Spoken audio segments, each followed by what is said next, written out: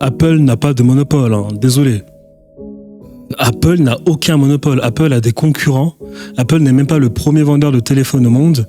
Et si Apple vend des prix aussi chers, c'est parce que Apple augmente la valeur perçue de ses produits. Donc me dire que Apple fait les prix...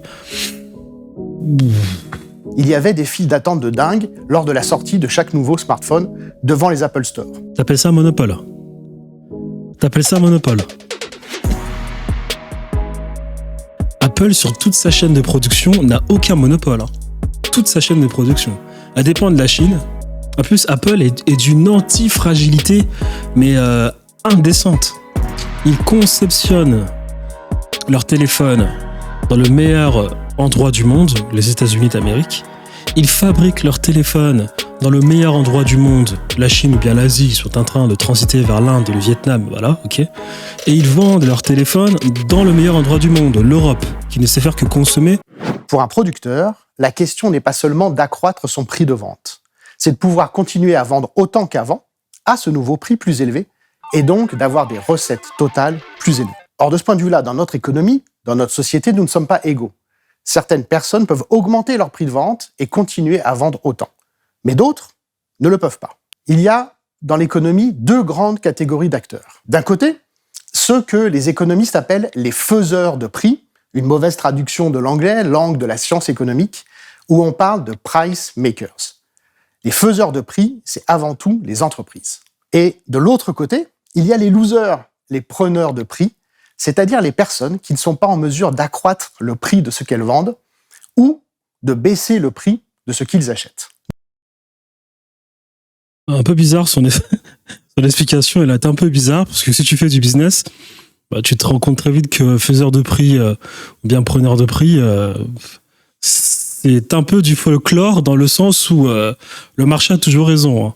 Si le marché a estimé que ta paire de lunettes coûtait 200 €, t'auras beau augmenter les prix, pour le marché, il coûtera 200 €. Si tu veux que la personne achète tes lunettes à plus de 200 €, il va falloir que tu joues sur la valeur perçue de ton produit pour qu'une personne derrière se mette à dépenser plus de 200 €, comme le fait si bien le marché du luxe. Donc bon, faiseur de prix, preneur de prix, c'est un peu bizarre. Après, je pense que là, on est dans le paradigme de l'industrie. Le paradigme de l'industrie, c'est plus des moyens de subsistance, c'est plus des trucs incontournables dont on est obligé d'utiliser ou pas. Donc peut-être qu'il était en train de parler de ce paradigme-là. Peut-être comme l'immobilier ou bien l'industrie, les machines. Mais faiseur de prix, preneur de prix, bon, c'est un concept assez délicat, honnêtement. C'est très délicat. Hein. Nous, les consommateurs, nous sommes la plupart du temps des preneurs de prix. Quand je vais au supermarché, je ne peux pas marchander pour payer mes tomates moins chères. Il y a bien sûr des exceptions. Par exemple, si je vais le samedi matin sur le marché, on peut discuter un peu, marchander, etc. Mais ce qui est encore plus grave, c'est que la plupart des salariés sont aussi des preneurs de prix. Car le salaire, oui, est un prix. C'est le prix du travail. Pour un économiste, ne pas pouvoir obtenir un salaire plus élevé, c'est ne pas pouvoir accroître le prix de vente de son travail et continuer à vendre son travail, c'est-à-dire être embauché par une entreprise. Mais qui alors, dans l'économie, fixe les prix? Eh bien, ce sont tout simplement les entreprises. Ce sont les entreprises qui décident du prix de vente de leurs produits.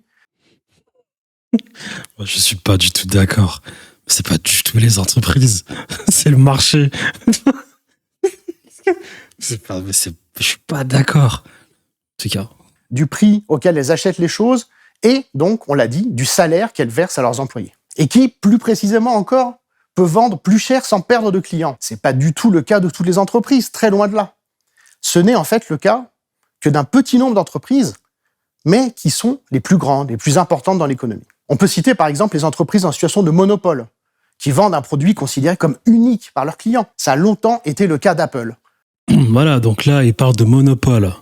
Peut-être qu'il y a des faiseurs de prix pour ce qui est des monopoles. Là, je suis peut-être d'accord. Mais son explication, elle est un peu bancale, parce que les monopoles, pardon, mais il n'y en a pas partout, quoi. Apple n'a pas de monopole, hein, désolé. Apple n'a aucun monopole. Apple a des concurrents. Apple n'est même pas le premier vendeur de téléphones au monde. Et si Apple vend des prix aussi chers, c'est parce que Apple augmente la valeur perçue de ses produits. Donc, me dire que Apple fait les prix... Par contre, si tu me parles de monopole pour des secteurs stratégiques comme les subsidences, comme le pétrole, comme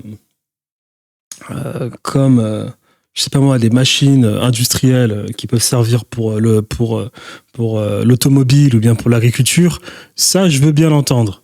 Mais Apple qui fait des monopoles, mais Apple, dans quel secteur est-ce qu'on pourrait classer Apple? Pour moi, Apple c'est du tertiaire. C'est peut-être choquant ce que je veux dire, mais bon, des ventes de téléphones, tu ne crées pas de monopole en vendant des téléphones. Pardon quoi, non mais pas d'accord avec son explication. Et la définition qu'il a donnée sur les faiseurs de prix et les preneurs de prix, les faiseurs de prix et les preneurs de prix, il parle de monopole. Encore une fois, des monopoles, il n'y en a pas partout. Donc bon, va dire ça à l'entrepreneur, il va bien rigoler, quoi. Quand tu sais pertinemment que l'entrepreneur, à longueur de journée, son casse-tête, c'est de savoir comment est-ce qu'il peut convaincre les gens d'acheter ses prix, tout en essayant de marger le plus possible. Un entrepreneur, lui, toute la journée, il essaie tout le temps de tester les prix, jusqu'à se rendre compte quel est le prix adéquat, le prix à l'équilibre parfait, où il peut faire sa marge, et derrière, où le marché accepte ce prix. Que bon, faiseur de prix, preneur de prix, doucement. Hein. Mais, de toute façon, c'est pour les économistes, ils n'ont jamais fait une thune et ils vous parlent de comment pensent les gens. Même à ces prix exorbitants, il y avait des files d'attente de dingue lors de la sortie de chaque nouveau smartphone devant les Apple Store. T'appelles ça un monopole? T'appelles ça un monopole? Ok. Super. Apple, sur toute sa chaîne de production, n'a aucun monopole. Hein. Toute sa chaîne de production. Elle dépend de la Chine. En plus, Apple est d'une anti-fragilité, mais indécente. Ils conceptionnent leur téléphone dans le meilleur endroit du monde, les États-Unis d'Amérique. Ils fabriquent leur téléphone dans le meilleur endroit du monde, la Chine ou bien l'Asie. Ils sont en train de transiter vers l'Inde et le Vietnam, voilà, ok. Et ils vendent leur téléphone dans le meilleur endroit du monde, l'Europe, qui ne sait faire que consommer parce que on a donné une monnaie à des habitants qui clairement truquent leur pouvoir d'achat. Quand je dis trucs, c'est-à-dire leur donne plus de pouvoir d'achat qu'en réalité ils ne devraient en avoir. Donc Apple est d'une anti-fragilité mais indécente. Et en plus de cela, dans la conception de ses prix, elle dépend d'autres acteurs. Elle dépend d'autres entreprises. Apple n'a aucun monopole. Je suis choqué. Par contre, s'il m'aurait dit qu'il m'aurait parlé d'un monopole sur le pétrole, là, j'aurais bien voulu écouter. Tu me parles d'un monopole sur... Je suis désolé, mais les monopoles n'existent que sur les subsidences et le pétrole et peut-être sur vraiment des trucs mais purement industriels, quoi. Et même peut-être primaires. Mais pour le reste, il n'y a pas de monopole, quoi. Désolé, moi, je suis choqué déjà de sa définition, quoi. Un autre exemple, ce sont les entreprises qui vendent quelque chose dont il est très difficile de se passer, comme on le voit en ce moment l'essence. Pour les automobilistes, même lorsque le prix de l'essence augmente beaucoup, la consommation d'essence diminue, certes, mais en fait très peu. Voilà, donc là tu me parles de monopole par exemple pour l'essence, je suis d'accord, la France n'est pas productrice ou producteur. Je pense que c'est mieux de dire producteur de pétrole. Là je peux être d'accord, tu vois, mais me dire qu'Apple est un monopole, alors que d'ailleurs Apple aussi a besoin de se corréler à l'énergie pour savoir quelle est sa marge pour vendre ses iPhones, parce que tout tourne autour de l'industrie. Moi, je l'ai dit, il y a 3 secteurs. Tu as le primaire, le secondaire et le tertiaire. Le tertiaire n'existe qu'au travers du secondaire. Sans le secondaire, il n'y a pas de tertiaire, parce qu'au final, les gens font du tertiaire, ils font du service. Et voilà, s'il n'y a pas l'industrie pour carburer le tertiaire, il n'y a pas de tertiaire. Et le primaire est absorbé par le secondaire. C'est-à-dire que pour qu'un primaire soit de plus en plus effectif, pour qu'il automatise mieux, standardise plus, soit plus dans la scalabilité et dans le développement plus rapide, il faudrait qu'il transite vers le secondaire. Comme par exemple un agriculteur qui devrait utiliser de plus en plus de machines pour faire plus d'agriculture. À cause de ça, tu peux pas me dire que Apple est une entreprise qui a un monopole, alors que Apple doit se corréler sur les prix de l'énergie. Maintenant, savoir qui fait le monopole. Là, maintenant, il y a des monopoles sur l'énergie. Donc, bon, la définition de Apple qui est un monopole, doucement, quoi. Doucement. Parce que les personnes ont besoin de leur véhicule pour aller travailler, pour aller voir leurs amis, pour vivre, tout simplement. Quand on passe en peu de temps de 1,30 € le litre à 2,20 €, puis ça redescend à 1,80 €, vous imaginez bien que justement cette différence, il faut la remplacer par quelque chose, donc le travail, donc on sort plus tôt le matin et on rentre plus tard le soir. Il y a donc, dans notre économie, dans notre pays, Et excusez-moi si je coupe, excusez-moi. Pour savoir quels sont les monopoles, il faut remonter sur une chaîne alimentaire, une échelle économique, une chaîne de valeur de production. Pour savoir qui a le monopole, vous regardez une chaîne de valeur de production. Moi, je parle je parle avec mon expérience que j'ai dans le business. Pour savoir qui fait le plus d'argent, tu regardes le client final et tu regardes le provider de départ. Un exemple. Tu as une femme qui va acheter un sac sur un site internet initial. Pour qu'elle achète ce sac, il faut qu'elle aille sur un site internet e-commerce. Pour que ce site internet e-commerce puisse vendre ce sac, il faut qu'il ait un hébergeur comme Shopify. Pour que Shopify puisse se présenter face à cet entrepreneur qui veut créer son e-commerce et pour qu'aussi cet e-commerçant puisse faire la promotion de son site auprès du client, il faut qu'il y ait un annonceur ou bien une plateforme où tu peux faire de la publicité. Tu as Facebook Ads. Pour que Facebook Ads puisse exister, il faut qu'il y ait un support physique, un téléphone, Apple. Pour que, en plus de cela, il faut un téléphone et puis aussi, il faut un système d'exploitation, Google, Android, le iOS, et il te faut le App Store. Voilà. Ensuite, pour que Apple puisse exister, il faut que tu aies les composants. Là, tu prends les microprocesseurs, comme les Taïwanais. Et pour que les microprocesseurs puissent être construits de manière profitable, pour qu'ils puissent être construits de manière profitable, il te faut une énergie compétitive. Quand tu montes comme ça sur la chaîne, tu vas très vite te rendre compte que celui qui fait le plus d'argent, c'est celui qui est le provider initial, parce que lui, il peut scaler. C'est-à-dire que l'e-commerçant a une possibilité moindre de scaler comparé à Shopify et Facebook Ads, qui eux ont une capacité moindre de scaler comparé à Apple, qui lui a le support physique et le support iOS et le support App Store. Apple a une capacité moindre à scaler comparé à les microprocesseurs. Les microprocesseurs, eux, ont une capacité moindre à scaler par rapport à celui qui fait le prix de l'énergie, le dollar. Et aussi, la monnaie, celui qui contrôle la monnaie. C'est comme ça. Et du coup, tu te rends compte que le monopole, il n'est pas chez Apple. Il est de l'autre côté. Donc le monopole, c'est toujours une question d'énergie. C'est celui qui joue sur le pétrole. C'est celui qui joue sur les principes fondamentaux d'une industrie. Donc, Apple ne fait aucun monopole. Si Apple vend cher, c'est parce qu'ils ont fait ce qu'on appelle du marketing. Ils ont créé un narratif puissant. Ils ont créé tout ce qui s'appelle valeur ajoutée. Et grâce à cette valeur ajoutée, tu crées ce qu'on appelle une communauté puissante. Et derrière, tu vends tes produits. Ça s'appelle le marketing de valeur. Le but pour une marque, lorsqu'elle souhaite te vendre, c'est ne pas d'essayer de chercher d'avoir le meilleur produit de tous les temps. Ce n'est pas essayer d'avoir le produit qui va faire les trucs les plus incroyables, c'est de savoir comment les gens s'identifient à nos valeurs. Lorsque Nike fait une publicité, il ne fait pas une publicité pour te dire qu'il a la meilleure paire de chaussures, il te fait une publicité pour te dire que leurs valeurs à cette marque Nike sont la discipline, sont l'espoir, sont le courage, sont la méritocratie, sont le rêve américain, et j'en passe. Apple, c'est pareil. Le marketing de valeur de Apple, c'est donner les moyens à des gens normaux d'accomplir de grandes choses dans le monde. C'est comme ça qu'on fait de l'argent. Les marques de luxe, c'est pareil. Elles jouent sur le marketing de valeur pour ce qui est du statut social. Rolex, pareil. Ils font de l'argent en jouant sur un marketing de valeur basé sur le statut social. Ils ne créent aucun monopole. Désolé. Des entreprises qui vont bien, pour plein de raisons différentes. Parce qu'elles ont une excellente image de marque, comme par exemple Decathlon. Ou parce que nous avons pris l'habitude d'acheter leurs produits sans même regarder la concurrence, comme le Coca-Cola ou le Nutella.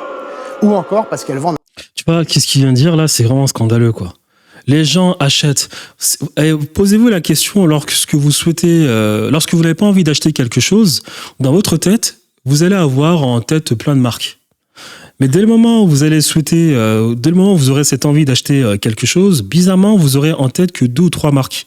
Ces 2 ou 3 marques, elles sont en tête, elles sont dans votre tête, parce que ces 2 ou 3 marques, eh bien, sont les meilleures pour ce qui est faire de la publicité, du marketing et faire une communication sur ce que je viens d'expliquer, le marketing de valeur. Rien d'autre. Rien d'autre. Coca-Cola et Nutella Coca-Cola et Nutella sont les meilleurs pour ce qui est du marketing. Decathlon, ils ont un bon marketing et ils ont aussi des prix compétitifs. Mais pour faire de l'argent, il faut avoir un bon pricing et faire du marketing. Il suffit pas juste d'avoir des prix compétitifs. D'ailleurs, ça, c'est un mythe. Croire qu'en baissant les prix, tu vas faire plus d'argent, c'est un très gros mythe. Pour faire le plus d'argent possible, il faut augmenter ses prix. Voilà pourquoi Apple fait le plus d'argent. Voilà pourquoi Louis Vuitton fait le plus d'argent. Parce qu'ils augmentent les prix et ils bombardent sur le marketing de valeur. Bon, ne sortons pas de la vidéo parce qu'on apporte une vidéo de marketing alors qu'on est de base, on était sur l'économie. Un truc nécessaire, comme l'électricité, pour EDF. Dans tous ces cas, on dit que ces entreprises ont un pouvoir de marché. La définition exacte du pouvoir de marché, c'est la possibilité d'accroître le prix de ce que vous vendez sans perdre de clients. Voilà, pouvoir de marché, possibilité d'accroître le prix de ce que vous vendez sans perdre des clients. Et là, moi, ce qui me scandalise, c'est qu'il va nous dire que le pouvoir de marché se passe sur un monopole énergétique. Alors que moi, je suis en train de dire que le pouvoir de marché, pour la plupart des entreprises et des marques, se base sur leur capacité à faire rêver les gens, à faire en sorte que les gens adhèrent aux valeurs d'une marque. Rien d'autre. Et ensuite, derrière, avec tout le cash qu'ils tout le cash qui... En tout cas, avec tout le cash qu'ils font, eh bien, ils ont ce qu'on appelle, du coup, des actions qu'ils peuvent proposer dans des marchés financiers dits publics, la bourse.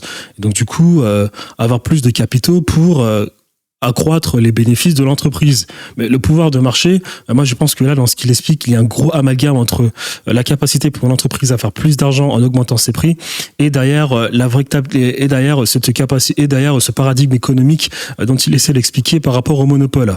Apple, si demain Apple a la chance, a le pouvoir d'augmenter ses prix, ça n'a rien à voir avec le prix de l'énergie. Ça n'a rien à voir avec le prix de l'énergie, ça n'a rien à voir avec le prix du pétrole aux États-Unis ou en Chine, ça a juste à voir avec la valeur perçue des produits Apple par rapport au marché. Si Apple aujourd'hui, si vous remarquez depuis 4-5 ans, Apple n'augmente pas ses prix, c'est parce qu'ils ont peut-être fait des études, ils ont peut-être fait des tests pour se rendre compte qu'ils ne peuvent plus augmenter les prix de leurs produits pour la simple et unique raison que le marché, qu'ils ont atteint en fait ce qu'on appelle le seuil critique du marché, pour ce qui est de la valeur perçue de Apple aux yeux du marché. Rien d'autre. Rien d'autre. Si demain j'augmente mes prix de 100 € à 200 € et que ça marche, cela veut dire que le marché estime que mon produit, que la valeur perçue de mon produit est acceptable à 200 €. C'est pas une question d'économie ou de pétrole. Moi, ça me choque ce qu'on est en train d'entendre là. Ça, c'est les économies, ça. Ou le moins possible. Une dernière définition, la marge. Si un boulanger vend sa baguette 1 € et qu'une fois qu'il a tout payé, son énergie, sa farine, ses salariés, son loyer, il lui reste 10 centimes, alors on dit que sa marge est de 10%. Les marges varient énormément d'une entreprise à l'autre et surtout d'un secteur d'activité à un autre. Les cas où les marges sont les plus élevées, c'est les sacs Vuitton, les séries limitées Nike, etc. Mais tu vois, là, très intéressant ce qu'il est en train de dire. Il vient de dire que là, Louis Vuitton, Nike font d'énormes marges. Et là, il s'apprête à comparer la marge d'une boulangerie avec les marges de Louis Vuitton et de Nike. Si Louis Vuitton et Nike font plus de marge que la boulangerie, ce n'est en aucun cas à cause de monopole. Si Louis Vuitton et Nike continuent à faire de l'argent, même en temps de crise, ce n'est pas parce que ces entreprises ont des monopoles. C'est pour la seule et unique raison que ces entreprises sont meilleures en marketing. Le boulanger, lui, ne fait aucun marketing. Il ne faut pas s'étonner que lui, il est directement impacté par les fluctuations du prix de l'énergie. Parce que le boulanger, lorsqu'il vend son pain, il se base juste sur la croyance fondamentale d'un marché qui est que le pain est vital pour ma survie. Donc, lui ne va faire aucun marketing. Il va vendre sa baguette de pain en fonction de la marge qu'il peut se tirer par rapport à son coût de production. Et d'ailleurs, après, il va pas faire plus de marge que ça. Alors que Louis Vuitton, Nike et Apple, Ils savent pertinemment que c'est pas la croyance fondamentale d'un marché est bien plus moindre comparée à celle du pain. C'est-à-dire que des gens peuvent se dire, je peux me passer d'acheter du pain, je peux me passer d'acheter une paire de Nike, je peux me passer d'acheter un iPhone. Donc on bombarde sur le marketing. Si demain le boulanger, par je ne sais quelle prouesse, est capable de faire ce que fait Apple, Louis Vuitton et Nike, et qu'ils font un marketing puissant pour vendre des baguettes plus chères, eh bien ces gens vont s'enrichir. Il n'y a aucune raison qu'ils ne s'enrichissent pas.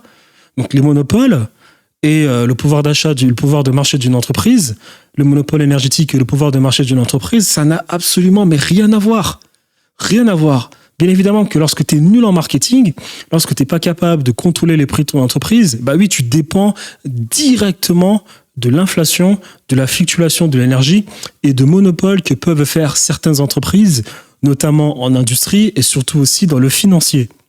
À cause des taux d'intérêt, tout le monde prête de l'argent aujourd'hui. On a libéralisé les marchés, on a pratiqué l'usure et le taux d'intérêt. Donc oui, là, il y a des monopoles, je suis d'accord.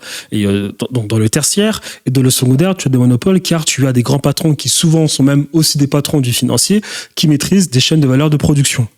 Là, c'est vrai que lorsque tu n'es pas bon en marketing, tu dépends directement de l'usure, du monopole industriel et de la fluctuation de l'énergie. Mais ça n'a absolument rien à voir. Il ne faut pas comparer la baguette de pain à Apple, Louis Vuitton et Nike en disant que ces gens ont des pouvoirs de marché et qu'ils font les prix. Ils ne font en aucun cas les prix. Les grandes marges ne se limitent pas au luxe, loin de là. Une étude récente a montré qu'elles étaient aussi très élevées dans l'industrie agroalimentaire. Supposons que les coûts de production des entreprises augmentent, comme cela se passe depuis 2 ans, avec la guerre en Ukraine, la hausse du prix de l'électricité, du gaz, des céréales. Toute la question, c'est de savoir ce que vont faire les entreprises. Si elles augmentent leur prix de vente, mais moins que leurs coûts de production n'ont augmenté, alors leur marge diminue. Elles gagnent moins d'argent. À l'inverse, si une entreprise augmente son prix de vente plus que ses coûts de production n'ont augmenté, alors elle accroît sa marge. Normalement, la pression de la concurrence force les entreprises à baisser leur marge. Bah, tu vois ce qu'il est en train de dire? C'est pour ça que les amis, punaise, mais si vous faites de l'économie, eh bien, si vous faites un business, n'écoutez jamais les économistes. Ils disent que des conneries. Ils disent que des conneries. Ces gens parlent d'économie alors qu'ils font pas 1 euro dans la vraie vie. Quand tu veux faire plus d'argent, il faut augmenter les prix, pas les baisser. Il y a 3 fondamentaux pour ce qui est du pricing. 1. Ce n'est pas parce que tu vas baisser tes prix que tu auras forcément plus de clients. Pourquoi? Parce que la valeur perçue de ton produit vis-à-vis d'un marché ne va pas changer. Elle sera la même. Si j'estime que Thierry, son produit, il est comme ça, qu'il augmente ou qu'il baisse les prix, je penserai toujours que son produit est comme ça. 1. 2. La qualité du client en fonction du prix que tu proposes n'est absolument pas la même. Une personne prête à acheter ton produit peu cher est complètement différent de celui qui est prêt à t'acheter ton produit cher. Et pour la plupart du temps, celui qui t'achète ton produit plus cher est un meilleur client. Il casse moins la tête. Et le troisième critère pour ce qui est du pricing, le troisième critère, c'est les gens achètent ce qu'ils veulent. Donc, au lieu de faire des trafics, au lieu de traficoter tes prix, au lieu de te casser la tête en te disant « je vais baisser mes prix, les gens vont forcément acheter », tu dois plutôt te poser la question de savoir qu'est-ce que les gens veulent. Si tu as ce que les gens veulent et que derrière, tu as une forte valeur ajoutée, donc tu as un marketing de valeur puissant, les gens vont mettre le prix pour acheter ce qu'ils veulent. Voilà pourquoi les gens dépensent 10 000, 20 000, 30 000 euros sur un sac qui a été produit à 300 euros parce que Louis Vuitton a un marketing de valeur puissant et Louis Vuitton a identifié un besoin fondamental d'une personne qui s'appelle le statut social. C'est en gros faire appartenir à un groupe... à un groupe tout simplement, pyramide de Maslow, le fait d'appartenir à une classe, tout simplement, rien d'autre. Si tu as quelque chose, c'est exactement pour ça que les personnes gagnent 3 000 euros, ils sont prêts derrière à s'endetter pour aller acheter un sac Louis Vuitton à 10 000 euros. Pour le statut social, Louis Vuitton a parfaitement identifié les besoins primaires de personnes, pyramide de Maslow, on joue sur le marketing de valeur et les gens achètent. Rien d'autre.